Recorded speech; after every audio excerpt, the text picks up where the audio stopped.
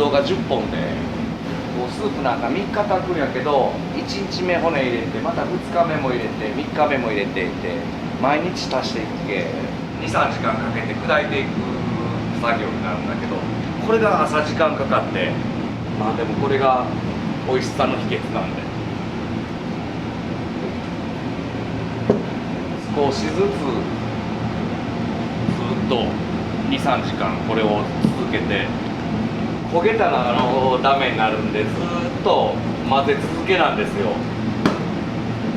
これであともう5分おきぐらいにずっと混ぜてもうつきっきりになります。これからは一回砕いてしまったらもう焦げるんでこう寸胴の囲いなんかもこれ手作りで作っとるけん火力が高いんで普通よりこれドラム缶切ってみんなで友達が作ってくれてこう白濁してこうとろみまで出すためにはやっぱりできるだけ強火。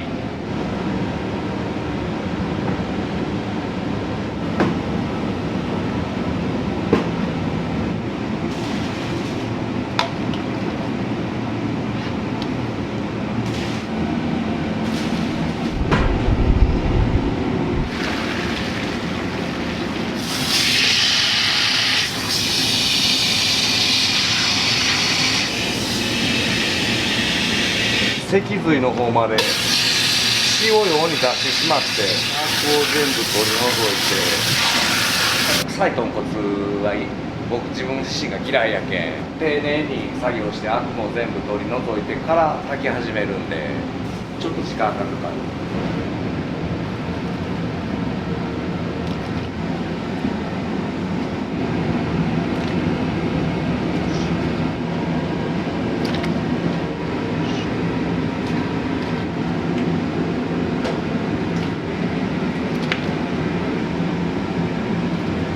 お昼がバタバタするんで仕込みが一切できないんで夜仕込みになるけどその間もずっと炊き続けでうちのスープは臭みが多分全くないと思う。こういうアク取ったりこういう作業を徹底しとって甘みのあるスープ豚骨醤油になるんだけど醤油なんかも極力味が出ないようにしてとにかくスープを味わってもらう。今入れてるからなんかはこれ半日で捨てる当日使うスープに2日3日炊いた味じゃない新しい骨とか鶏の味を出して最後に口当たりを良くする。このカウンターなんかも全部自分でニス塗ったりしてこのテーブルなんかもあと座敷の一番板も一生懸命削ったんで厨房の床作る時のコンクリート張る時からもう少しでもお金削らないから表の看板もお金全くかけてないんですよ。ただ真っ白にしてこのぐらいの小さな名前入れてるだけで本当に真っ白なのかなと思ったら小さく書いてあるわけですね。逆に目立つじゃないですか。何にも書いてない真っ白の看板で一番お金をかけずに逆に目立つかなと思って外観とかにお金かけてもしゃあないけん、ね、それやったら材料代やもうできるサービスにお金かけた方がええと思うんでそういうのにはお金一切かけずにもうできることは全部材料代に放り込みますもう全く休みがないけうち連休なんか取るんですよね。10連休とかをその時にやっと休めるけんだいたい普段も休みっていうのは3ヶ月に1回それがやっと取れるかなんで基本的に毎日店に入って仕事してます。16、7時間ぐらい今はちょっと前ぐらいはひどくて20時間以上働いて本当睡眠が1時間とかでやってたけどさすがに体が持たなくなってもうできるならいくらでもしたいんですけどねやっぱり手加えるだけ美味しくなるんで自分が時間かけてやるのはただやけ朝早く出てきて夜遅くまでやるもう美味しいのができりゃこれでいいからね。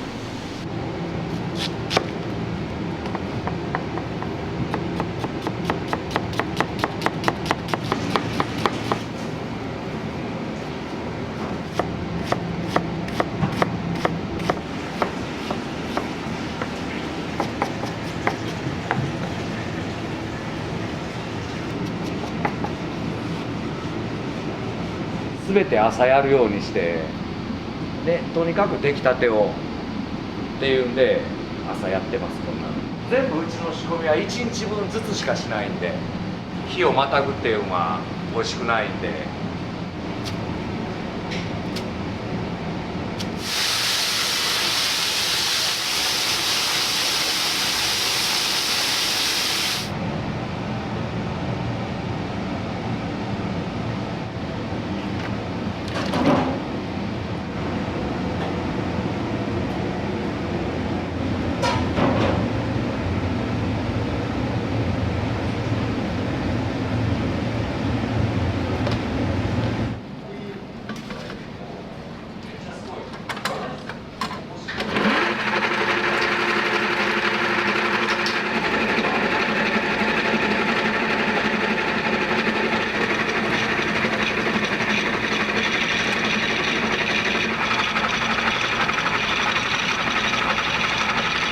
夜炊いて朝までこう余熱で低温調理じゃないんだけどそれに近いこうスープに入れて食べる時にはホロホロになるように、これ1日分なんですけどね、とにかく全部毎日その日の分だけ作る。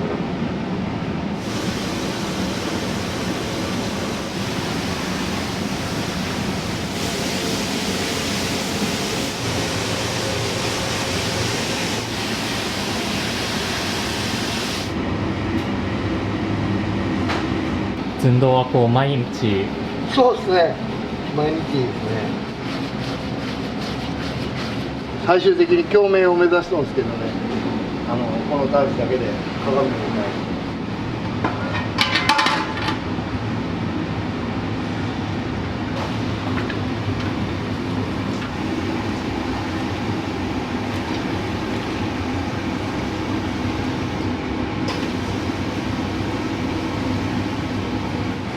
どの作業ももう火の加減だけですからね。やっぱりその味がお客さんが食べる時にピークに来るように、頭は先入れてとかげんこつはその次に入って、どのタイミングで一番おいしい状態を出すかいうので、もう全部時間を分けて。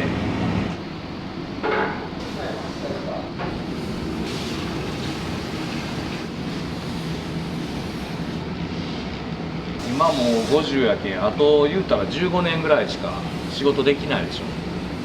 ならもう仕事に没頭してもいいかなと思って、もう遊ぶのは若い時に十分遊んだから。じゃあ本当仕事一筋というか。そうですね、もう何の遊びも今休みの時にちょっと釣りするぐらいで。釣りがお好きなんですか？釣りが好きです。もう連休なんか取ったら釣りに出かけるぐらいです。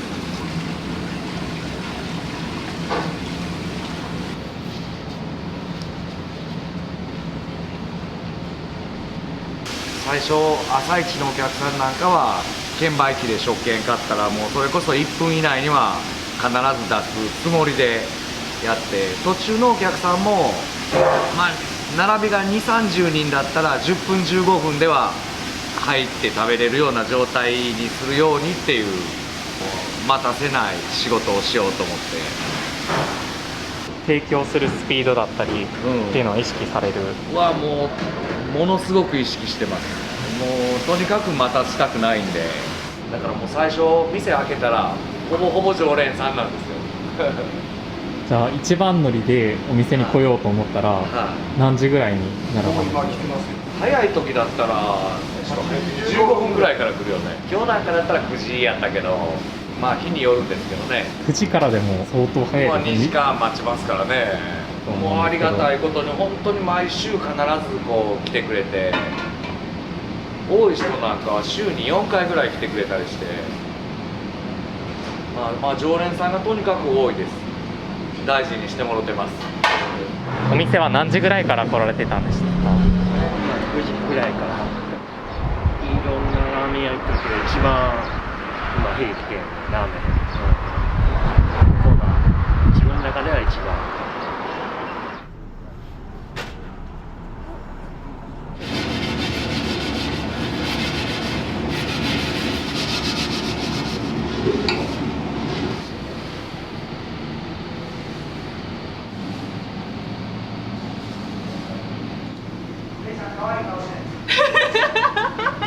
無理。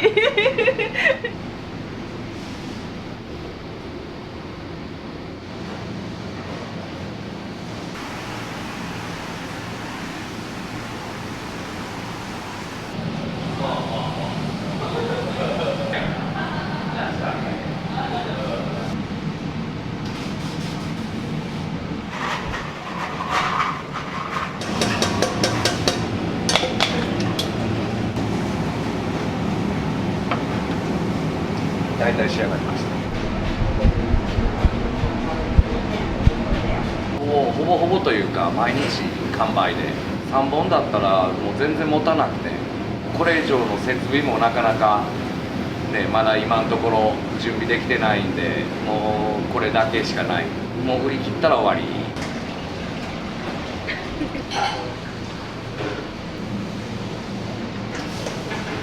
一番最初始めた時はラーメン黒だけで始めて、黒の方が、焦がしにんにくの黒マー油の修行先なんかでもやっぱりこれはもう秘密なんで教えてもらえないもんなんですけど、完全に自分で考えたオリジナルの黒マー油なんですけど、それからまあ自分の好みで白の方が鶏の油を使ったラーメンなんだけど、自分が好きで食べたかったから後で追加して作ったもんなんで、白の方なんかに関しては鶏油、鶏の油なんだけど、このスープに入れてこの鶏油を作るから、豚骨の油と鶏の油をちょっと、ブレンドというか混ざって美味しい油ができるようにっていうんで。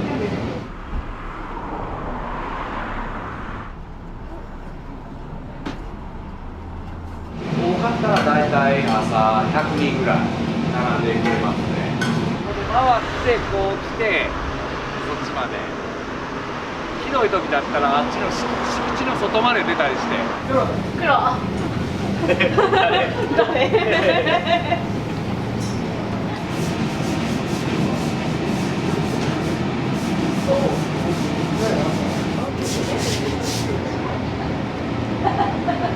よ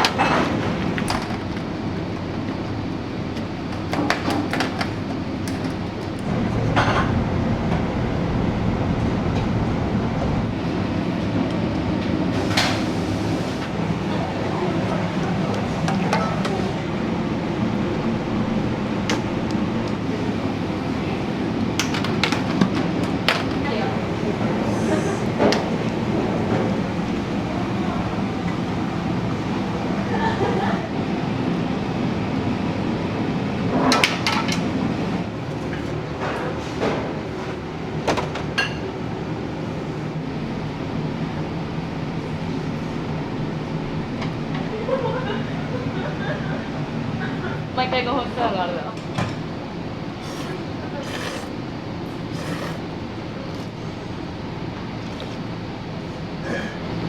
営業始まる時にこれで新しいスープをドバッと入れてちょうどいいように合わしてるんで。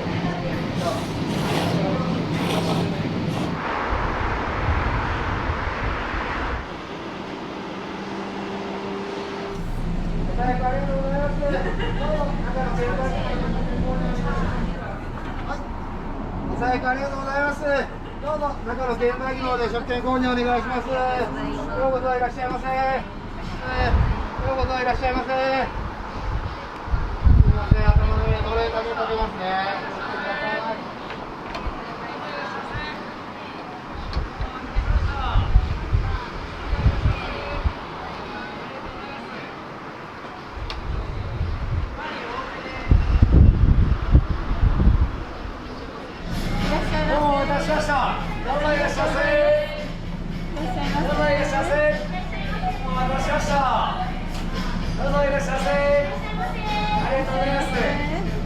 チャーシューバリ多めで。ネギチャーキロ、肩多め、濃いめ、明日は。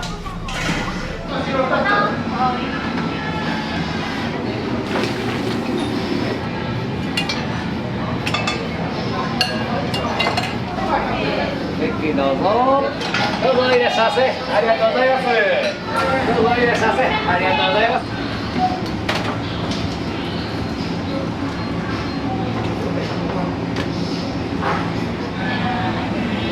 8番さん、バリ。はい。いらっしゃいませ。どうぞいらっしゃいませ。いらっしゃいませ。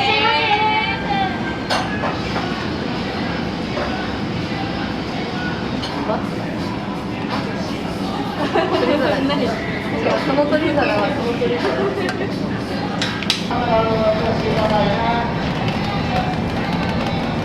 ベッキーどうぞ。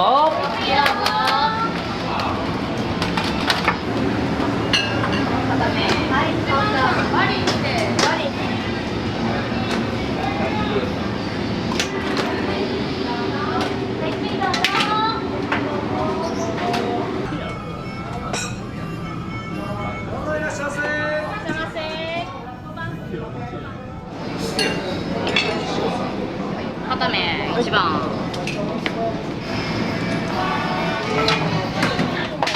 はい。1番さんのバリに濃いめのり玉。濃いめのり玉。はい。はい。どうもいつもすみません。早くからありがとうございました。またお待ちしてます。どうもいつもすみません。早くからありがとうございました。ありがとうございました。またお待ちしてます。すみません、お待たせしました。2名様、どうぞ前のボタン数で食券の購入お願いします。ようこそいらっしゃいませ。応答も2名様。とにかく来てくれるお客さんはありがたいんで、一人一人をみんなで大事にしようっていう。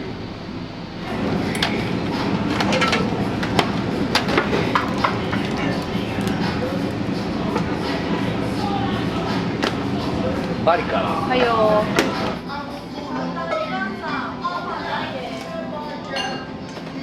早くからありがとうございました。ありがとうございました。ありがとうございます。どうもありがとうございました。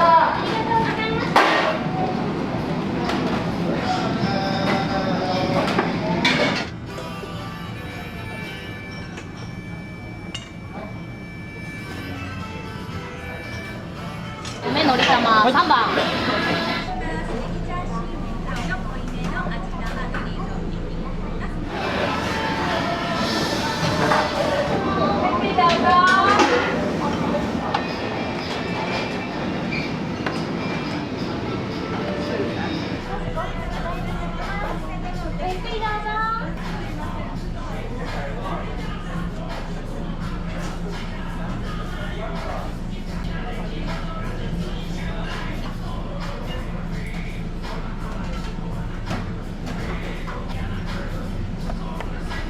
きちんと銘柄指定で年間契約して、ね、お米もそうだし、骨なんかも県内産の骨、豚なんかも全部全て県内産で、10月から使うチャーシューなんかも、県内産のブランドの豚、肩ロースを使うようにして、もう地産地消ね、やっぱりせっかく地元に帰ってきたんで。どうもありがとうございました。どうもありがとうございます。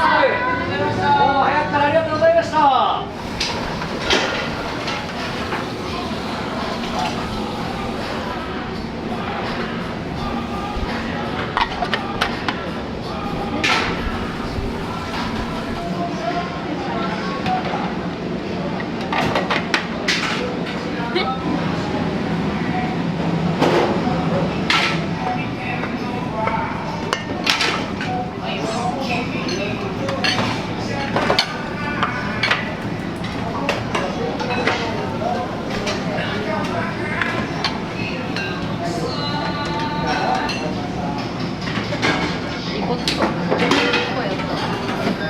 4番片目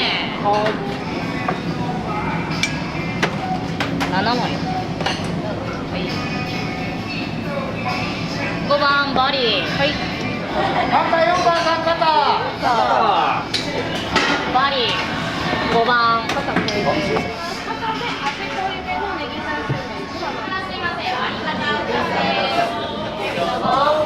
の水田商店で始めたのが36ぐらいやけ、15年前じゃん。東京で蒲田で最初営業始めて4年か5年ぐらい東京で営業して、そしてこっちに帰ってきて新たにまた始めて。どうしてこの場所で？別のとこで小さいとこでやってたんだけど、コロナ禍でその時が狭い店で、でもずっと毎日行列になるけん営業できなくて、でもうこれじゃいかんっていうんで、こう大きい店で駐車場も取れるとこがええな思ってこう広めに取って、でコロナ対策でここに移動したいう形で地元の食材で営業したいと思って、で東京辞めてこう地元に帰ってきて、今で30年余りはずっとラーメンやってる。豚骨だけど別にこうどこの豚骨っていうんじゃなくて、もう全て自分の思った通りの作り方でできるんで。どうして豚骨ラーメンだったんですか？この豚骨のお店で修行したんですけど、一番こう自分に合ってるかなと思ってこういうラーメンになりました。自分の好きなラーメンがたまたま。もう好きなもんしか作らんけ。どうもいつもありがとうございます。ありがとうございました。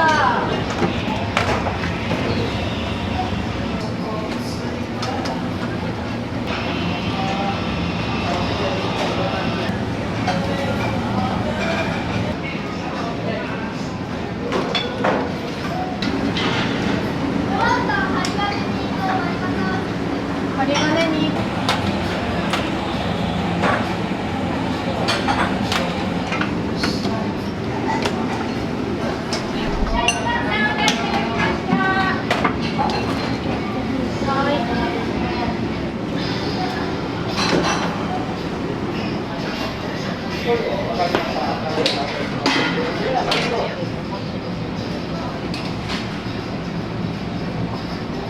片目78。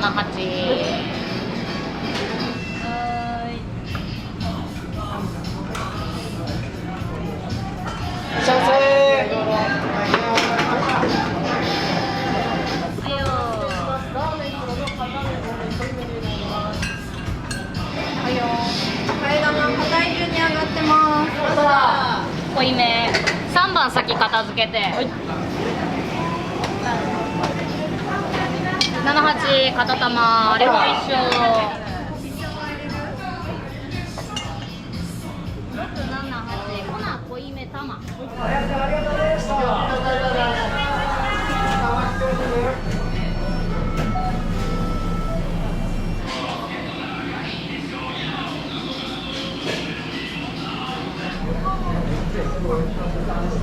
豚骨ラーメンって油が多いけ、油をもう極力減らしてから最後まで飲めるスープに作りたくて。56バリー、はい、ありがとうございます。どうもありがとうございます。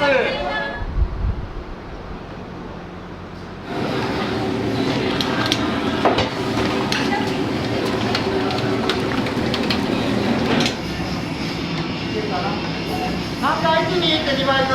はい、肩多め、肩56。後ろから失礼します。ラーメン黒の針金味が濃いめになります。最初バリから。後ろから失礼します。替え玉バリカタになります。ごゆっくりどうぞ。失礼いたします。お待たせいたしました。替え玉固めになります。ごゆっくりどうぞ。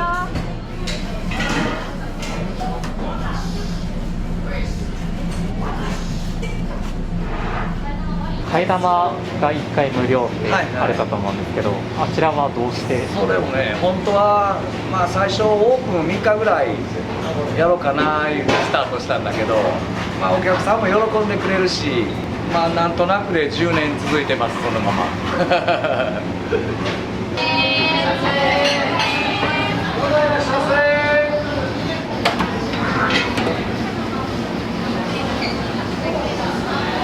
どうぞ。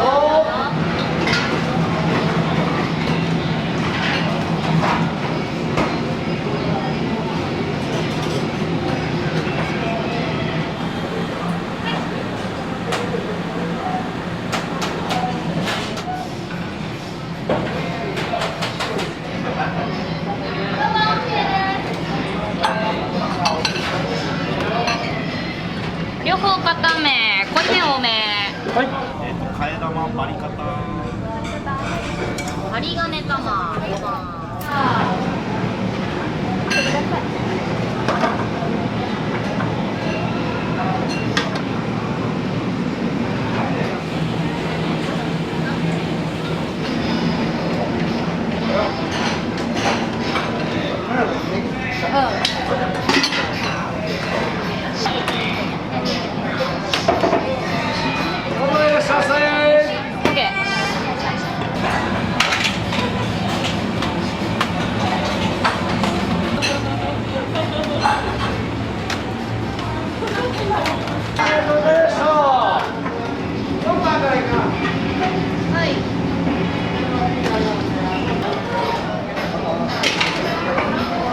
いらっしゃいませ。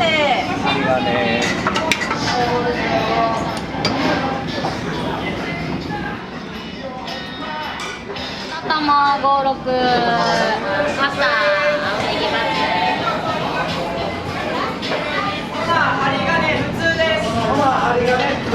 はい。よろしくお願いします。どうもありがとうございました。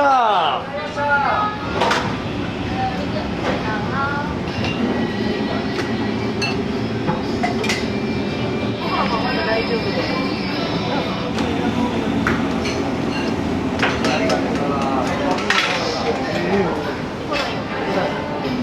ほな、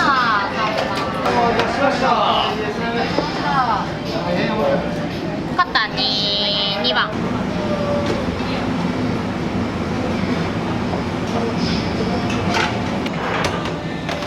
肩に1番。どうもいらっしゃいませ。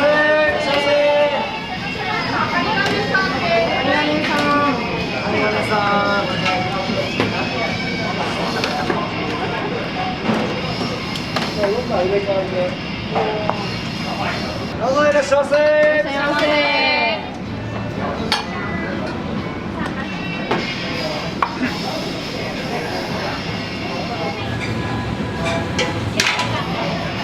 はいよ。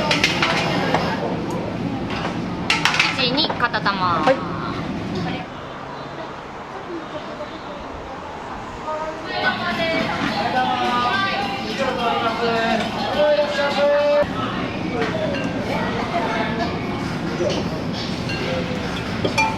ありがとうございました。ありがとうございます。大変お待たせしました。またよろしくお願いします。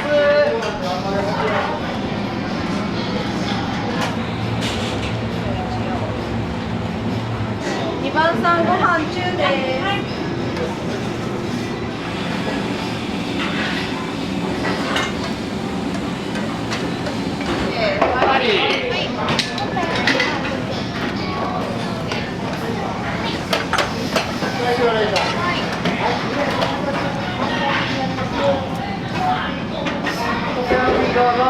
いらっしゃいませ。3番さん2の1やわです。2の1やわ。はい。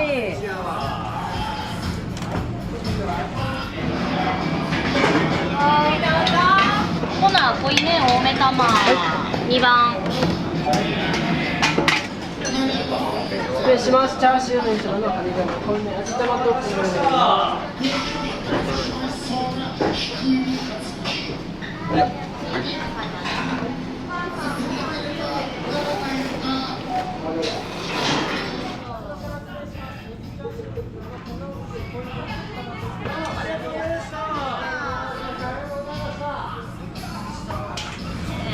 肩濃いめ多め。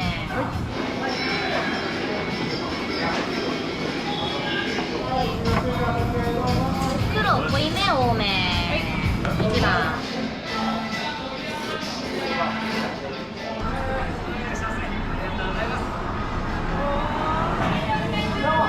すみません、お待たせしました。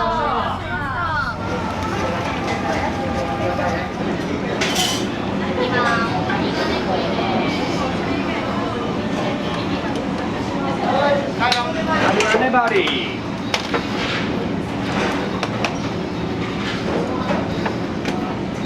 バリか。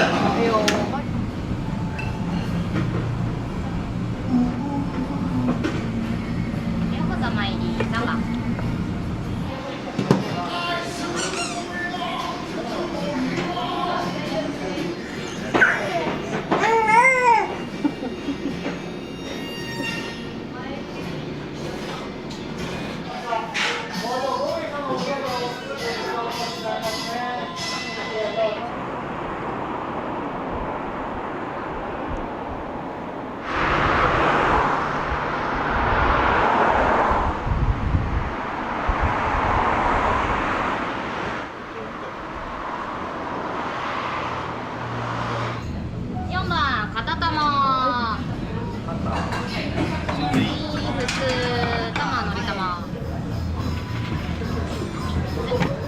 すいません、お取り返します。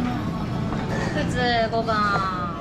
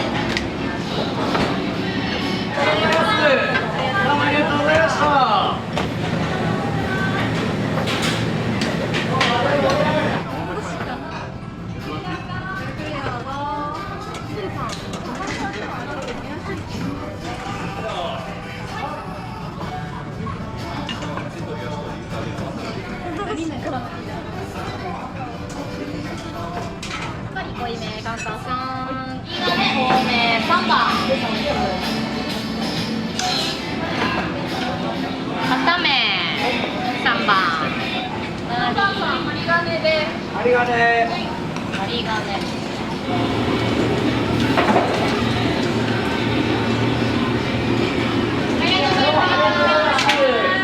78バリ。はい、8。横から失礼します。どうぞ。はい、どうぞ。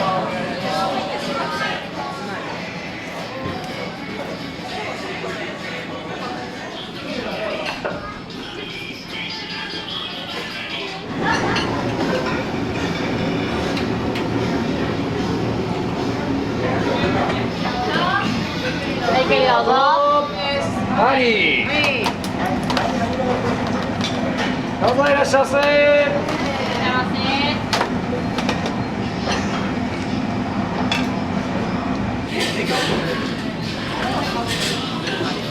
5番受けで。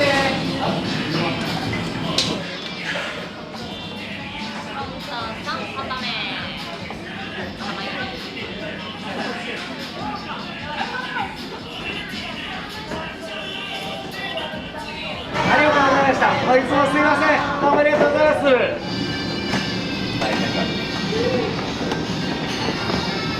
両方肩濃いめ多め玉ね。5番。これネギね。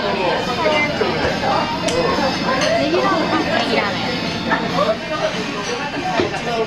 いやだっていつもと違う状態。結構お店にはよく来られるんですか？結構来ますよ。週1ぐらいかな。なんかお店の気に入ってるところとか。大将が元気なのと、あとお店の雰囲気もいい上にラーメンがめちゃくちゃ美味しい。めちゃめちゃうまい。とにかく毎日ここに立って全てのラーメンを僕が作ってお客さんに提供するっていうのがもうずっとのスタイルなんで。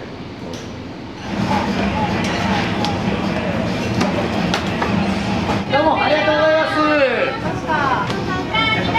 針金です。針金。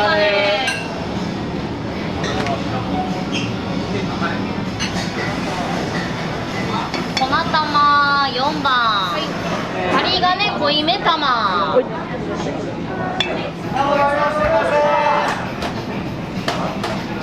針濃いめ玉。ほな。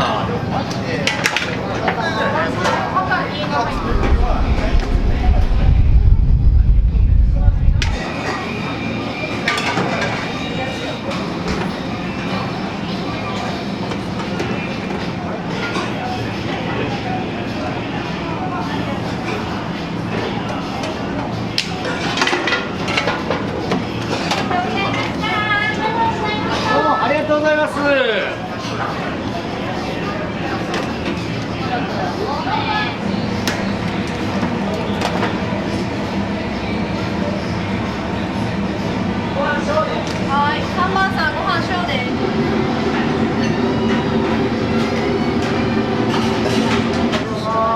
うんうん。すいません。ください。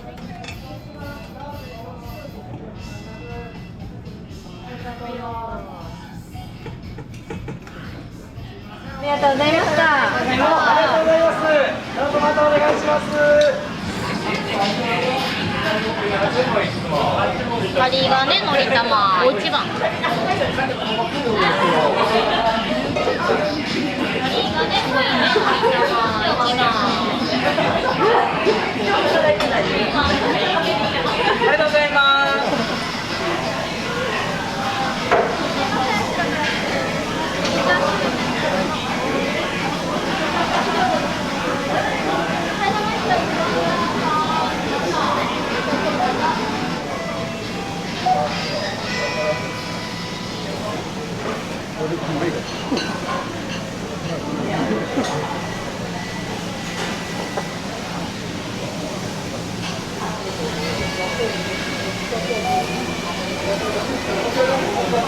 ラーメンのお味はいかがですか？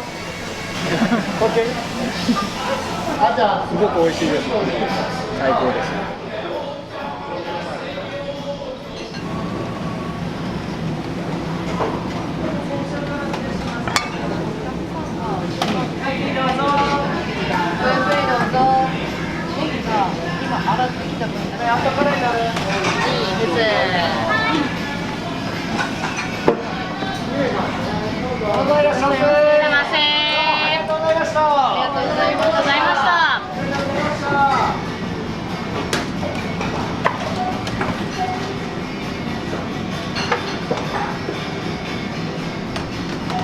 パンタ78片玉。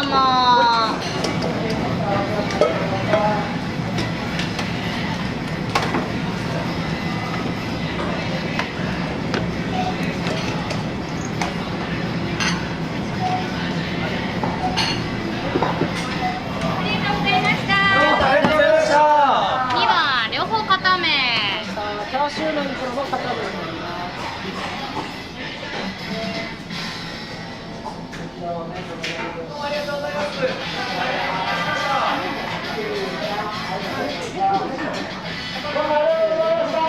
今日はどうしてお店に来られたんですか？ちょっと気になったのでいつも並んでるからそうこの前これと定休日やってこれ買ってなんか硬さが選べて替え玉何にしようかなって考えて食べてもないのにラーメンのお味はいかがですか？美味しいです。そんだけ白はいかがですか？白も濃厚で麺にもなんかしっかり味がついてるそれですごい美味しい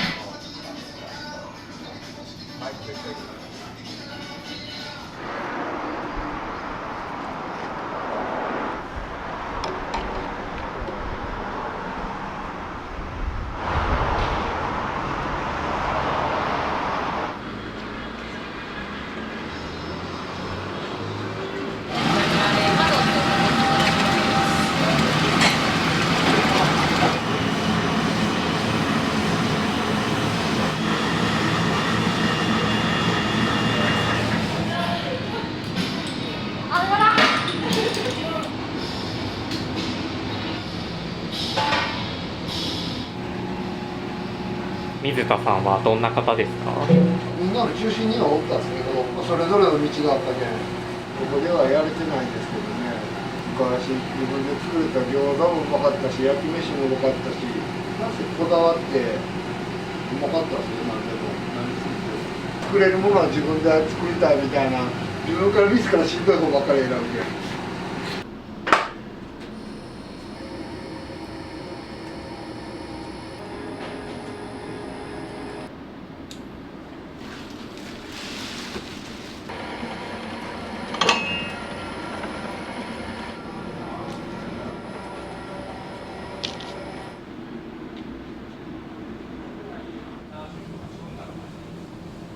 1日寝かすっていうのが大事なことなんで、麺の状態が全く違うんですよ、出来たてで食べるのと。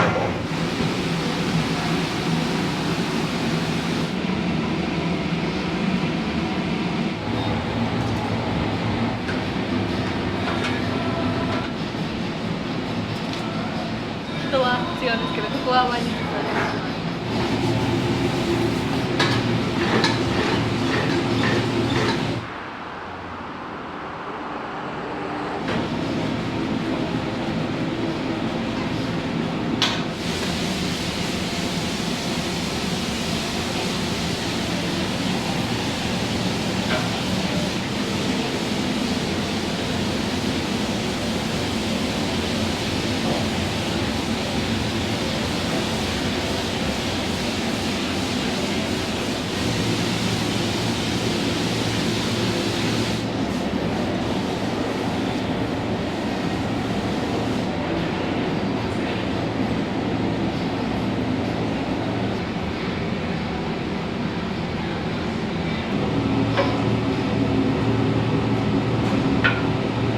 今がもうこの設備でちゃんと営業してもやっぱり3時ぐらいに終わってしまうんでね、それをやっぱり設備と人をきちんと増やして、で夜もまずは夜も営業して、つけ麺なんかも東京の時はやってて、それをとりあえずつけ麺まではやりたいですね。営業時間延ばして、まあ一つメニュー増やすぐらいで、あまり増やすのは好きじゃないから。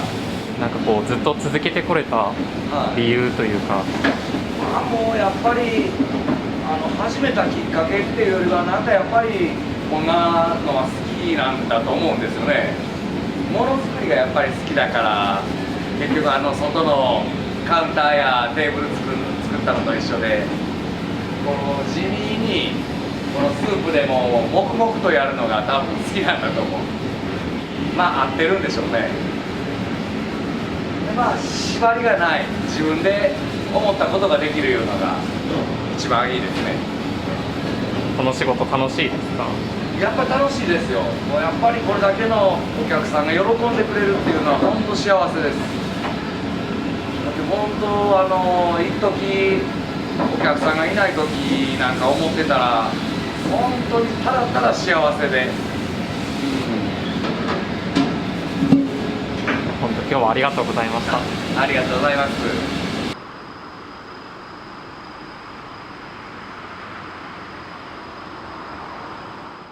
もったいない主義。そうな。はい、大丈夫です。はい。美味しさっていうか味があるな。昔から食べ慣れとるけど、麺が好きなんと味やね、やっぱり。いいよ、普通に。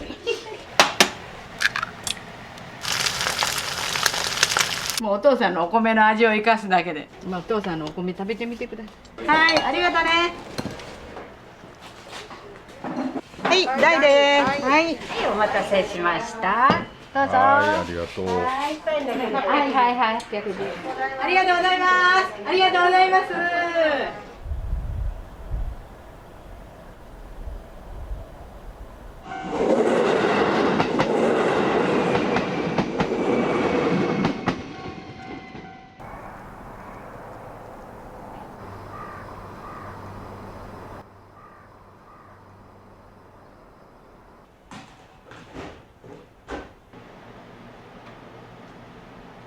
お揚げさんと具を炊いています。きつね寿司のこっちはその中に入る具、人参、たけのこ、れんこん、お揚げ、しいたけ、グリーンピース6種類。さあ、まあお寿司をして肩がつくいう感じ、そこまでは自分の分量ですわ。こういうの長持ちするね。日本のこれは最初から使ってるの。もうこれでちょっと溶けたんで。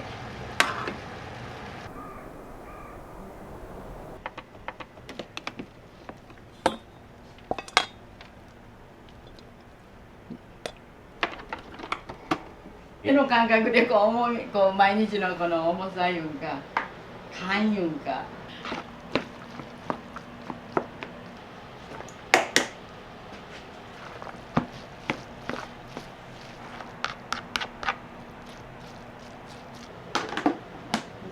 蓋して蒸らす。最初はばら寿司からついていきます。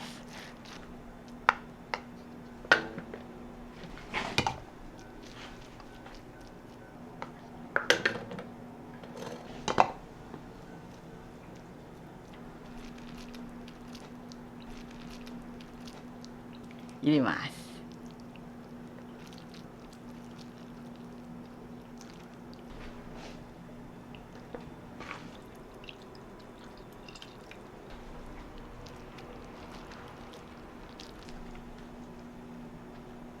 49年に始めた時は手打ちうどんの店でおばあさんとおじいさんとで3人でやっとったんやけど、じいちゃんがリタイアして、ばあちゃんもリタイアして、娘がもう20歳ぐらいが手伝ってくれだして、あとは2人でしよったんやけど、お父さんが退職してからは皿洗いに専念してくれるようになったんです。だからもう50年が来たり、丸50年が済んだり。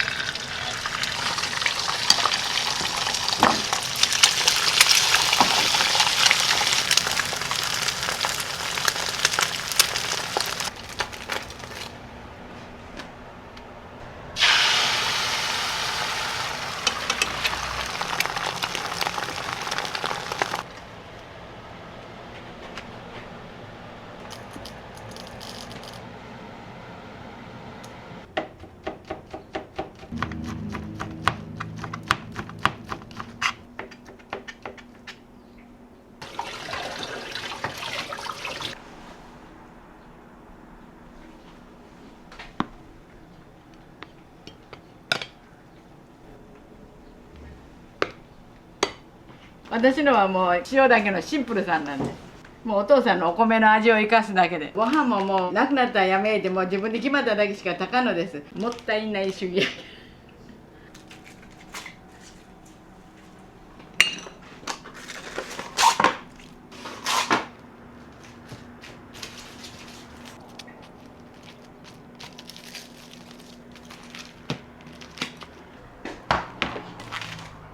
所定の場所に置きます。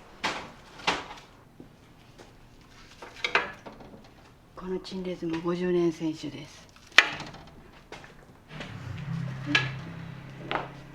わきまけるとこでした。ようやるんです。まだまだ薄いからな。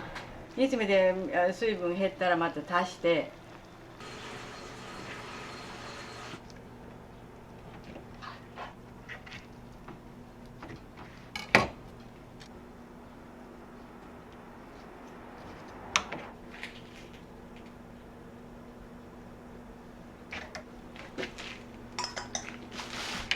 もう先に切ってあるんですか？湯がいとる方がおでんの中でくっつかんのです。くっついたらもう取れないから割れるんや。潰れたらいかん。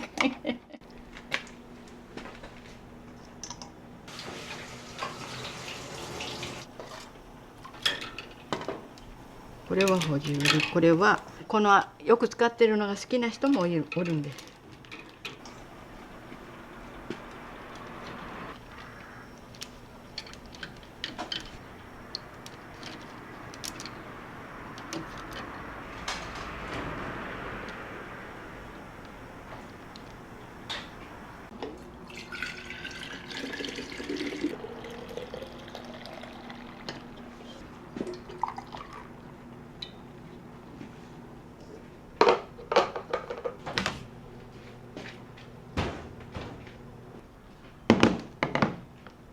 決めておりまして、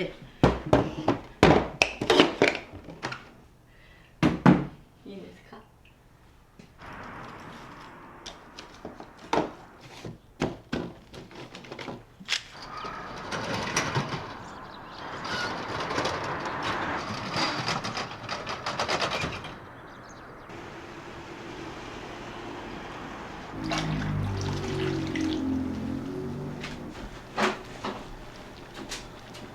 前日に。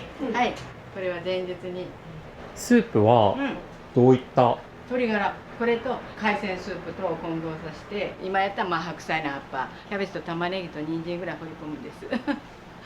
コンビニもなかった。私と口も卵屋さんして。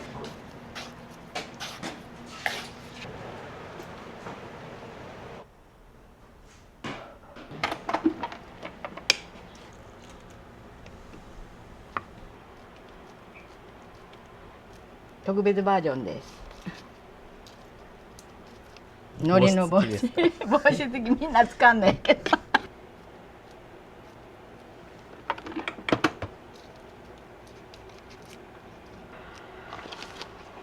まあお父さんのお米食べてみてくれ。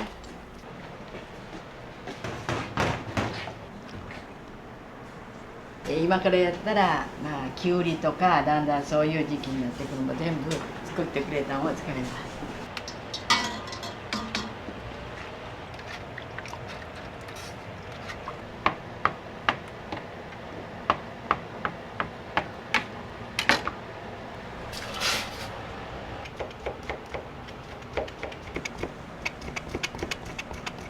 田舎の味噌汁です。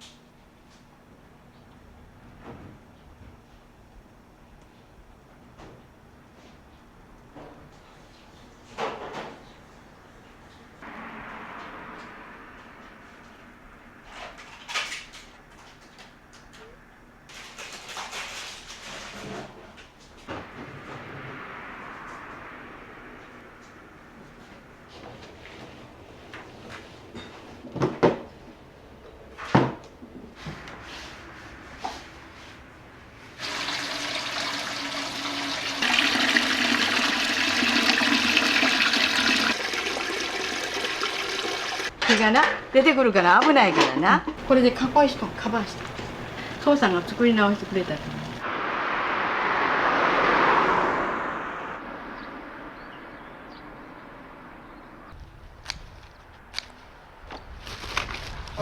歯ごぼえでね、たぬき特有のこれごぼうなんや。これが歯で、これが茎。軸も一緒に食べれる。こちらが百花。百花万倍でね。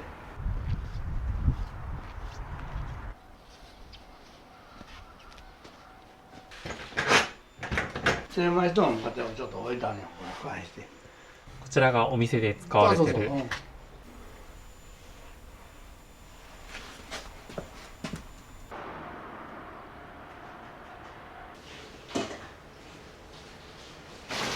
いらん分は。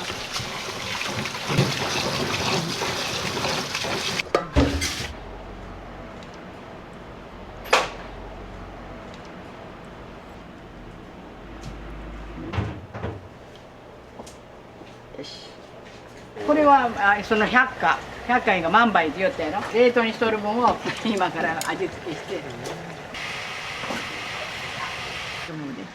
こんな手に交換ある。あ、高菜なんですか。高菜やと思うよ。全国版は。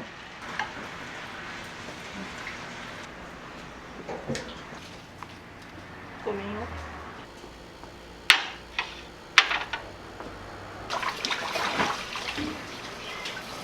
お母さんが色がしてから。ごめんなさい。もうちょっとやな。もうちょっとで完成。イワシの。珍しいやろ。すごい香りが。するやろ。このごぼうがなかったらまた美味しくない。軸だけではな美味しくないんで。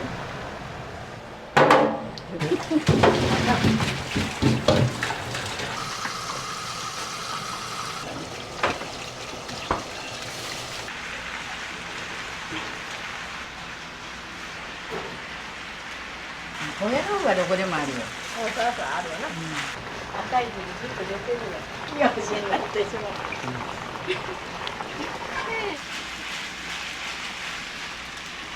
これが今の歯ごぼうが、そっちの分がこれにつけたらこれ。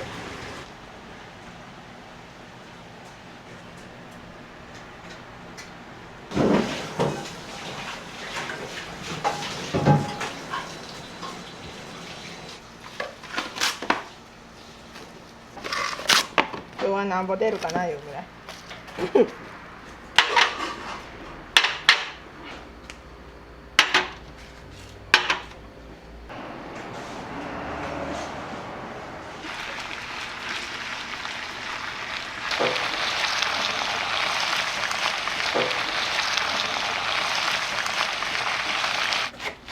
うどん屋さん行ったらネギ盛り上げとうけどな。はい、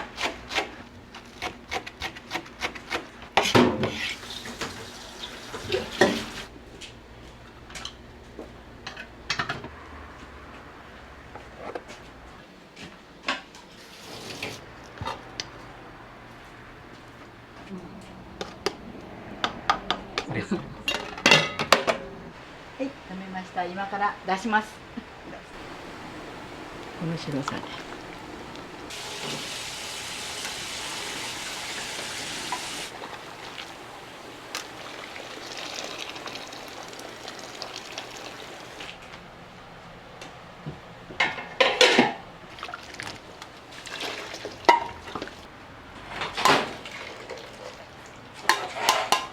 はい、取れました。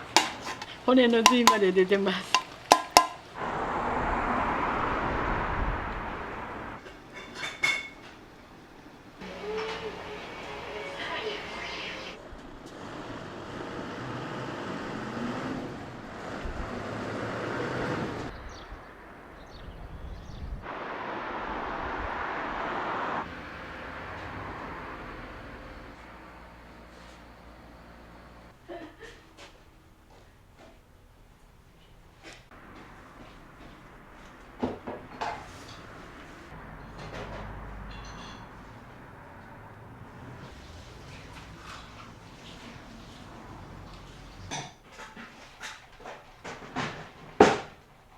子供が2人ぐらいおるらしいけど、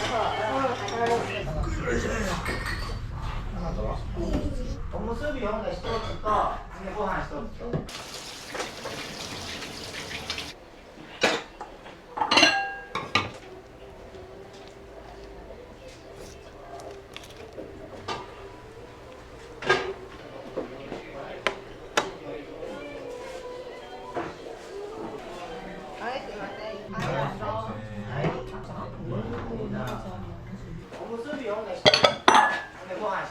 4つやね。4つ。うん。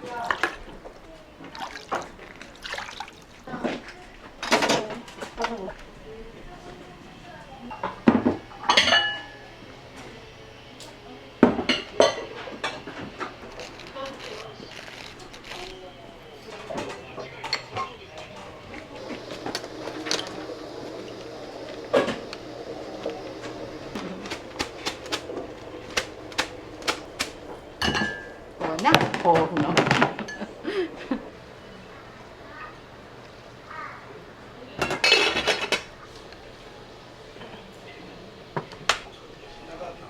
うん、うん、はい。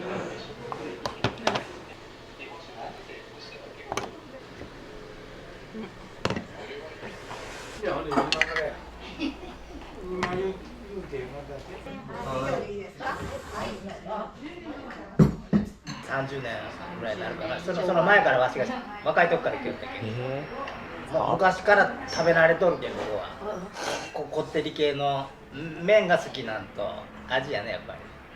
美味しいって。美味しいね。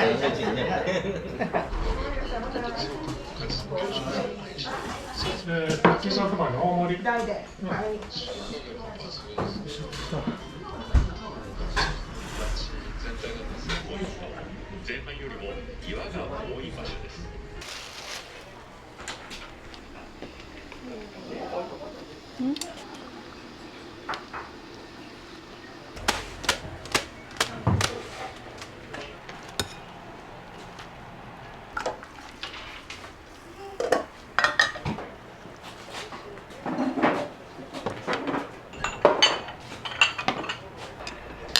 はい、台ができました。はい、かわいいね。はい。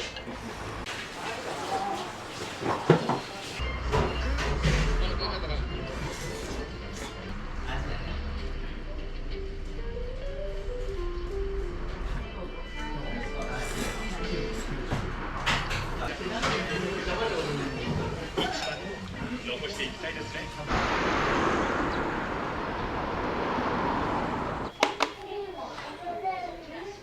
おでんは何を選ばれたんですか？筋肉と卵。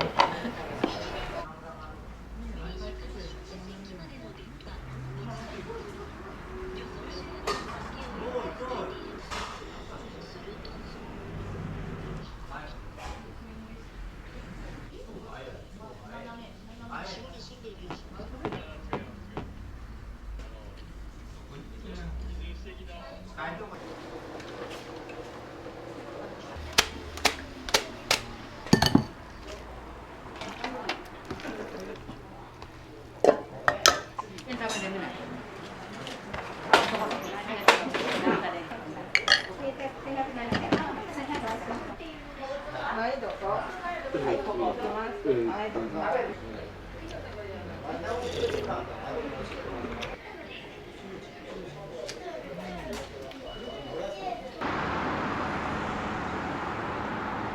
い、760円の次。はい、ありがとうございます。はい、ありがとう。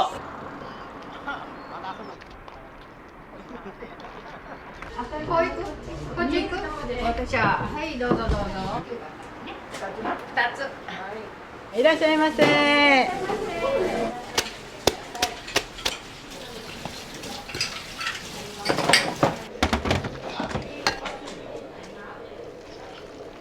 これで途中で今、リュウジードロン来たんはい。はい、お待たせしました。ちょっとそのボケ、そらもおらんで。光子がな、そうそうそう。もう60何年の本当ですか。いつも中華そば、バナナの店にないな。美味しさっていうか、味があるな。は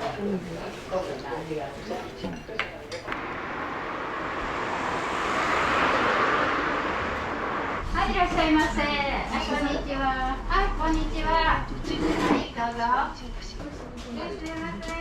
い、いらっしゃいませ。こんにちは。ありがとうございます。熱いお茶がね。はい。カレーが1つ。あとは中華。7つ。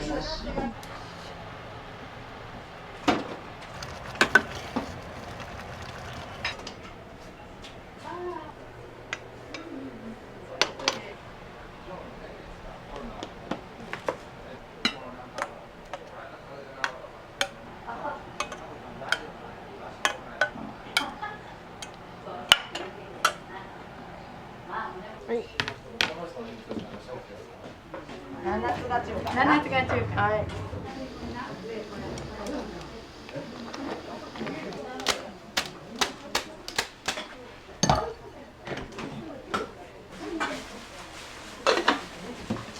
醤油いきます。大醤油って醤油いきます。はい。はい、先生どうぞ。はい。どうぞ。ついてくるからね。よし。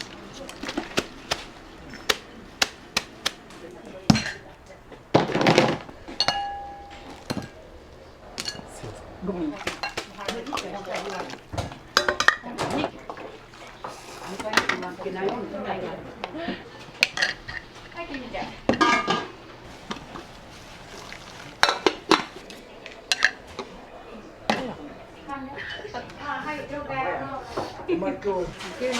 普通に朝9時から夕方5時までで、今日はここへ美味しいラーメンを食べようと思ってて。美味しいです。美味しいです。あ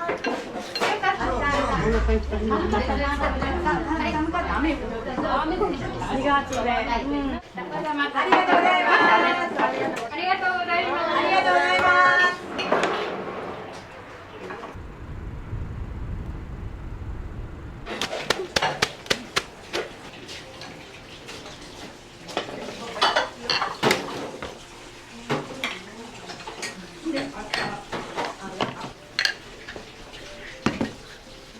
お待たせしました。どうぞ。私初めてなんです。美味しいですよね。このね、すごくホッとするお味。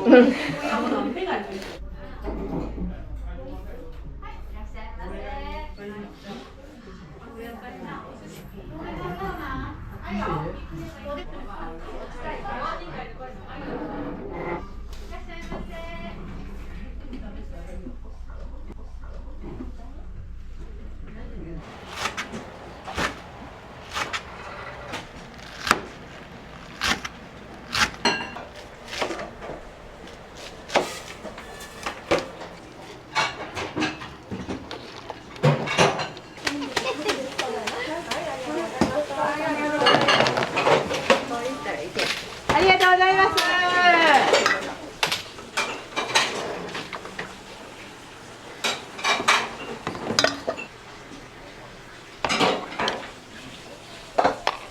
はい、どうぞ。発射場から打ち上げられる予定でしたが、直前。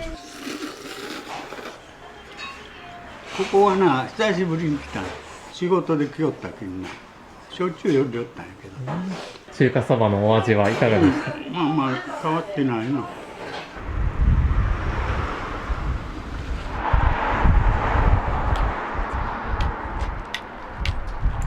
い、こんにちは。はい、どうぞ。いらっしゃいませ。いらっしゃいませ。中華そば2つとおにぎり。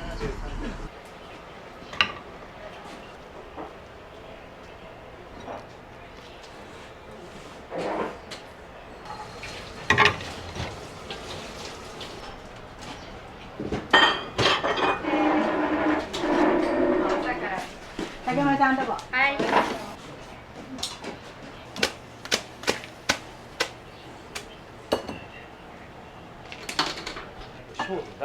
大丈夫。はい。いいですよ。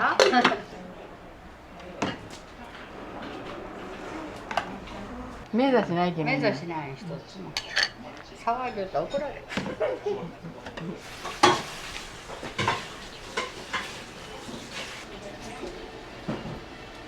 そうな、そうな。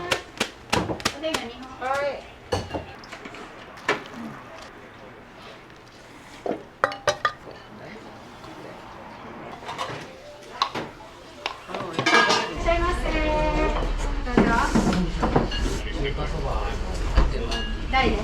はい。大がいい。大から。ありがとうございます。この辺の仕事したの。そうそう。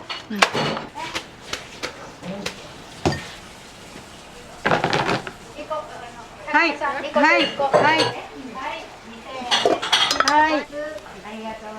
ありがとうございます。はい。ありがとうございます。はい。大です。はい。はい、すみません。ありがとうございます。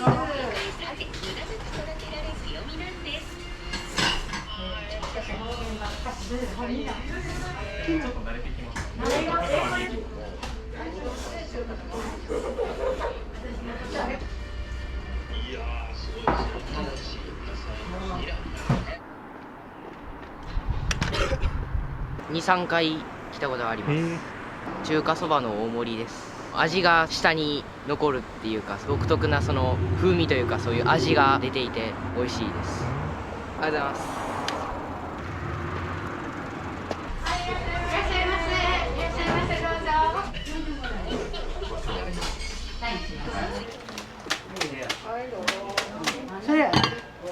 それは飲んでるの？まだ出てしもた。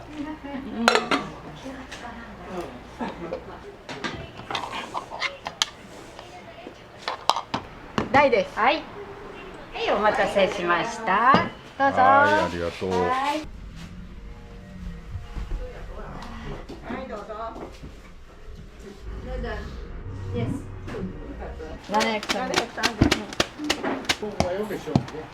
ああ、そうそう。大将です。はい。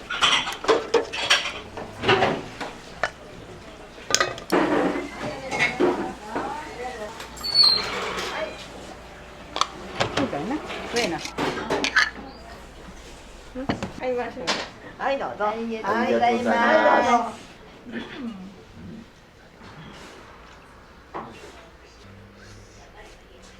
It's very good. Yes, good. It's good.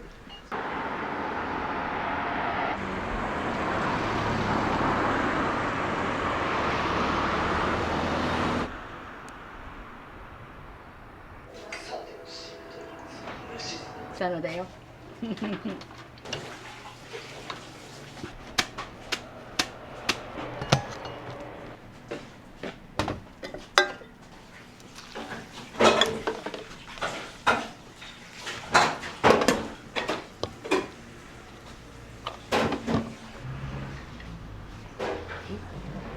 どうぞ。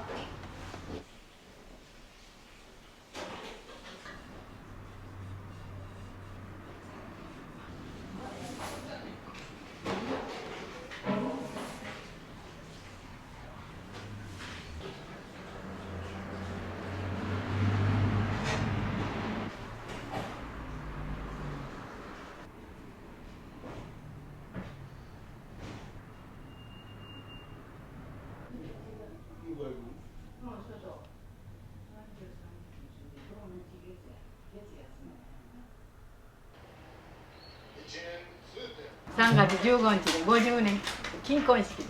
お父さんに支えられとるからこれ店が続けられたんです。お店はこれからもずっと、体の続く限りね、もう楽しみで苦しみにしないように楽しみでやっていきます。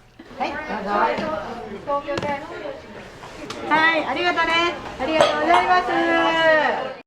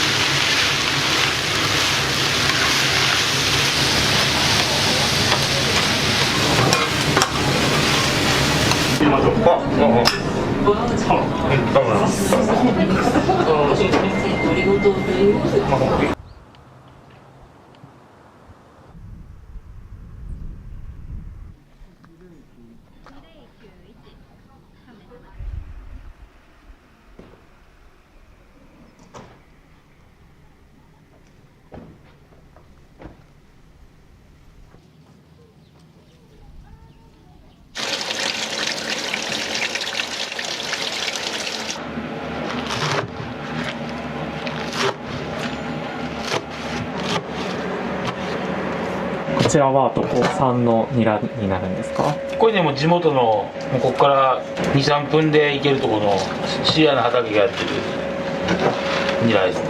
これニラはどのくらいの量があるんですか？束で言うたら今日切るは100束、それ土日どのくらいですか？大体100束が切って足らんぐらい。時間があるきに限られ中期大体150束ぐらいですよね、多い時で。もともとはおばあちゃん、そうおばあちゃんはまず雑貨をしよった。広末商店。そう、広末商店。洗剤とか駄菓子とか、もう今でいうコンビニみたいな感じですかね。そうやね。湾の方は赤岡の方で店やりよって隣町で、そっからほんでおかんがこっちの方で鉄板3つから置いてお好み焼きを始めたのが40年やってそう40年。うん、もう42焼き40年ぐらいまで店自体は。こちらは何になるんですか？これね、茎の部分、ニラ焼きそばの一緒に炒める一番最初に入れるところ、ちょっと硬い木、これさっき入れてから火を通して、そう最後にこの葉の部分を入れる。なんかおすすめのメニューとかありますか？おすすめはお好み焼きです。ミックスのお好み焼き一番出ます。エビとイカと豚肉。そこにさっきのニラが入る。ニラはね全然もう別物で、ニラ塩焼きそば結構それも人気ですけど、お汁はお好み焼きです。これはモダン焼き用の麺。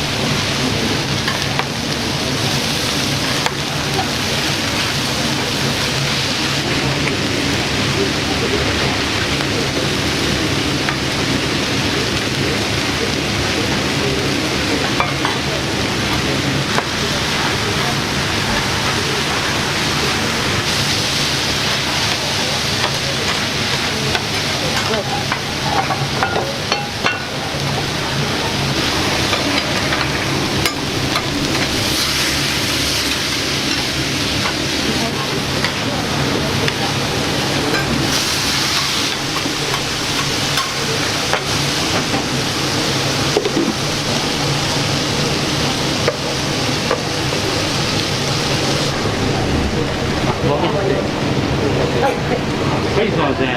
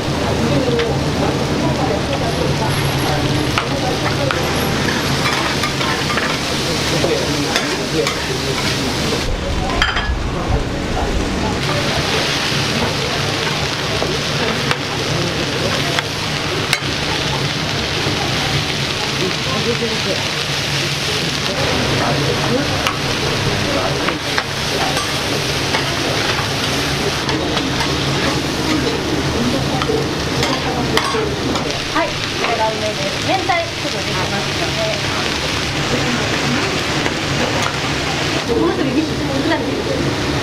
もう一人2人あ、大丈夫。やった。大丈夫。じゃあ明太のはいです。はい、失礼します。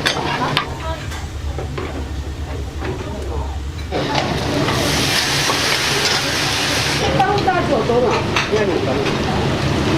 どうしました？ご飯そうだね。はい。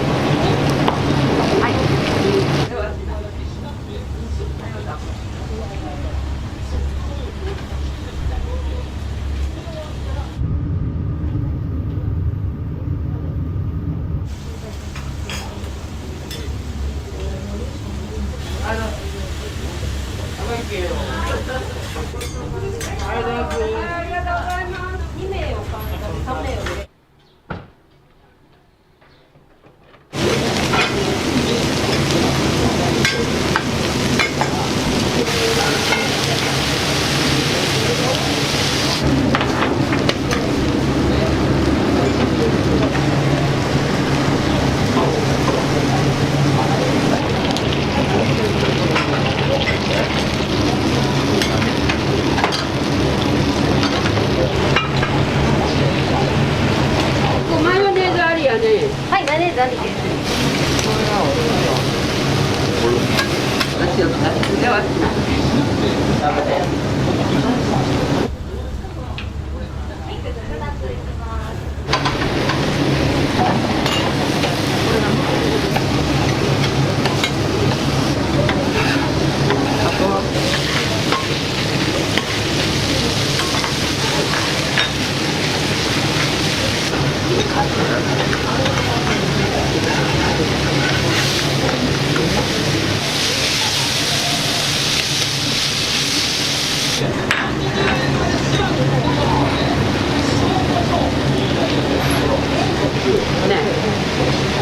ちょっとからしめったやつ結構ね、ペロッと食べる。はい。ありがとうございます。ありがとうございます。また。はい、ありがとう。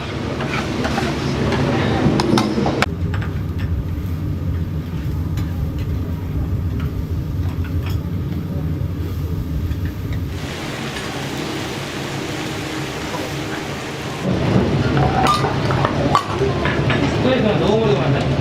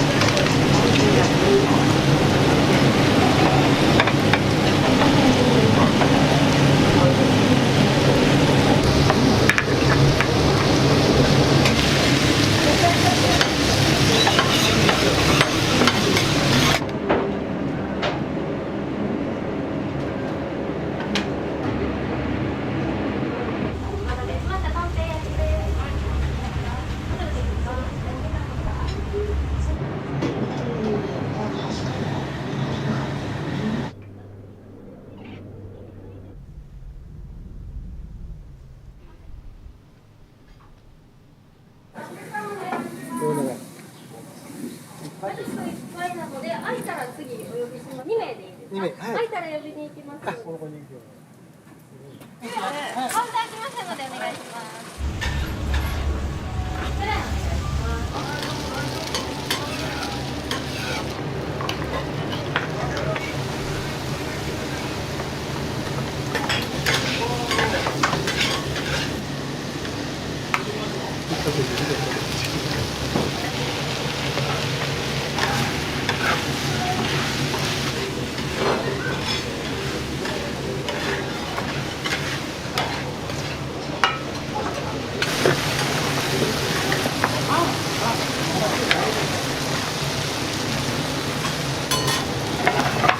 それではですね。はい、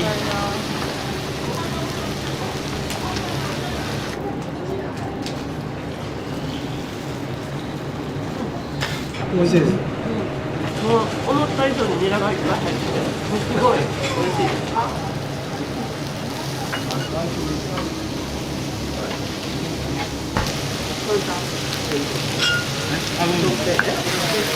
はい、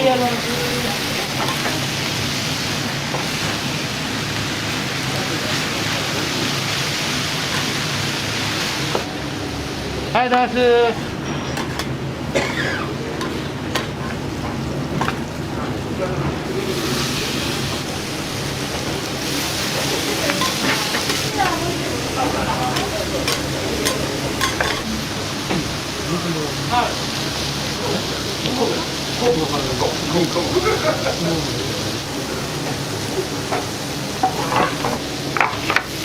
はい、どうぞ。2名、3名。注文どうぞ。はい。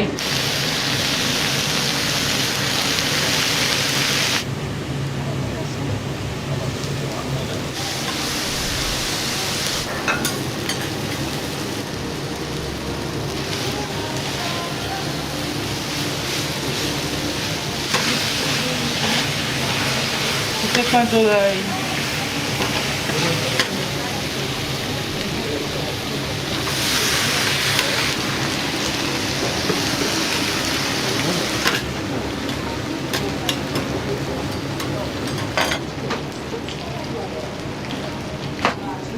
らっしゃい、お先に行きます。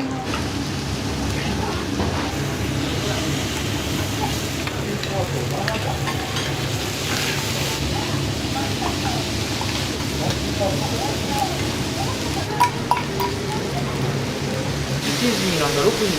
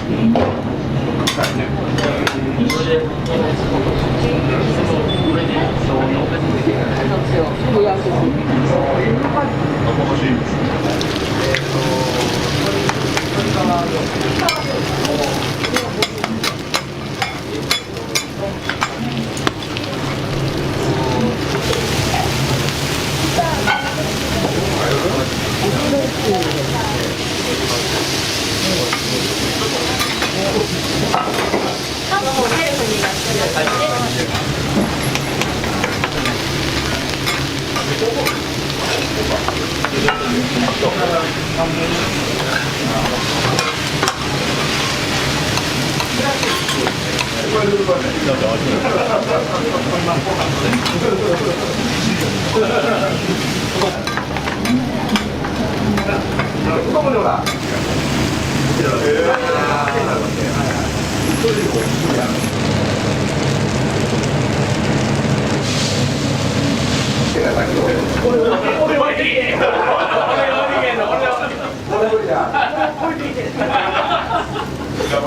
日はどうしてお店に来られたんですか？モダン焼きお味いかがですか？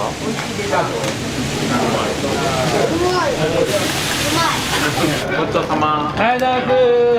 1500円で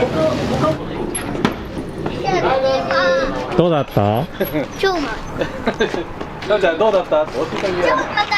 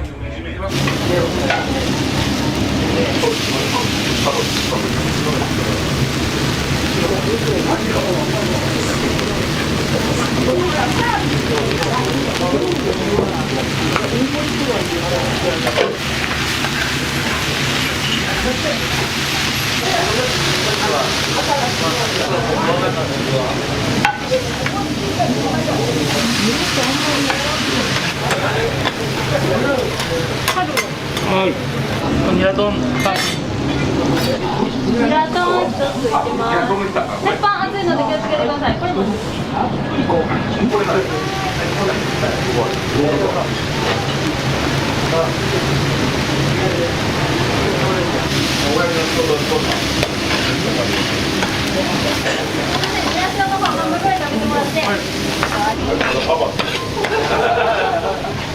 人前では怒ったらないね。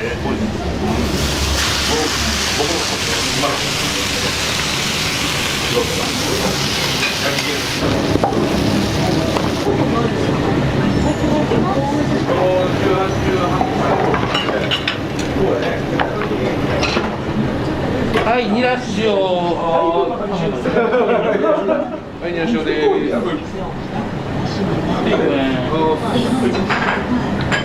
うちの監督悪いもん。悪い。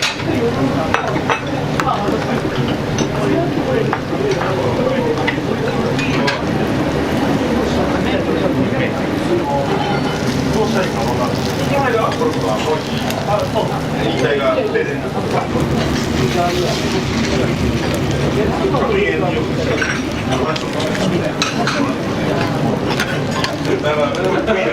ごちそうさま。はい、いただく。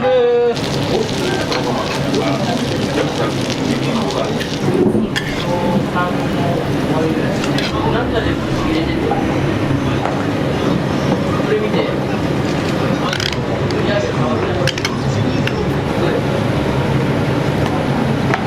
はい。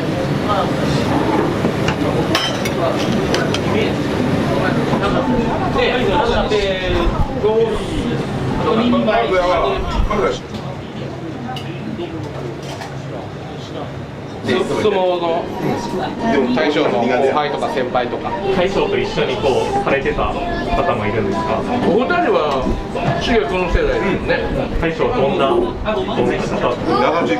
どうですか大将が作る料理全部のその好みのね太りそうな分かっちゃうは後輩と先輩。広瀬さんはもともと何のスポーツをされてたんですか？相撲してました。何年ぐらい？小学校1年から高校3年まで。中高言ったらもう今親方なんですけど琴奨菊とかが一緒にやってましたね。先輩に朝青龍、朝赤龍、後輩は入れ替わりで栃煌山とか徳勝龍とか入れ替わり。強いね力士で鼻が高い同級生と一緒にはいお相撲されて、やってましたね。ありがとうございます。次1回ばきゅう。はい。はい。よかったです。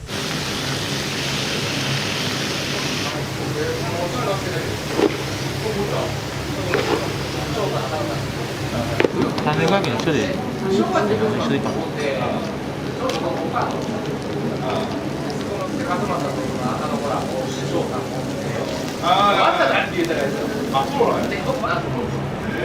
アンダレイ君ので野町が多分どう動くか。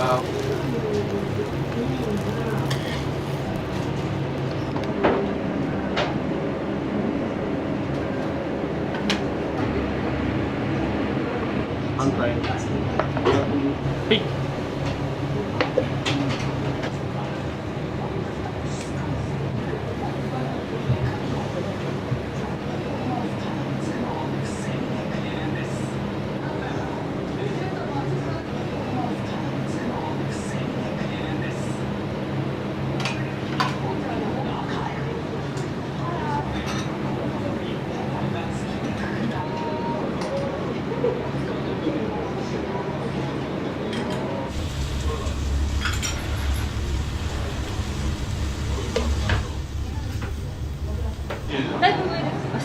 26、4、下です。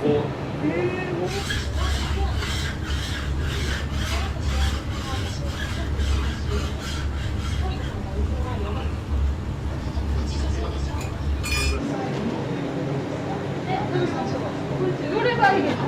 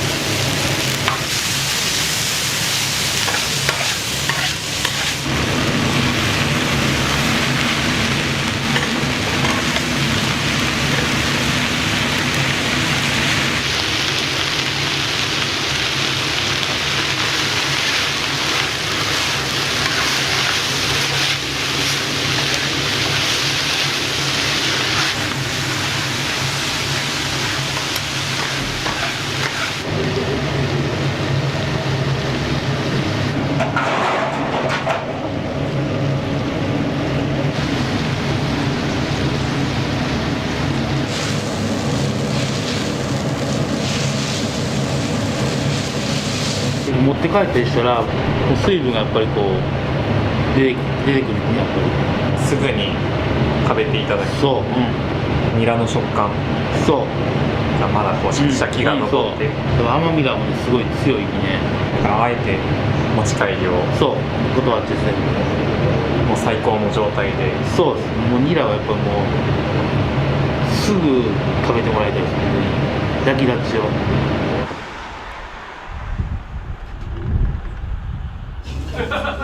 ごちそうさまでした。ありがとうございます。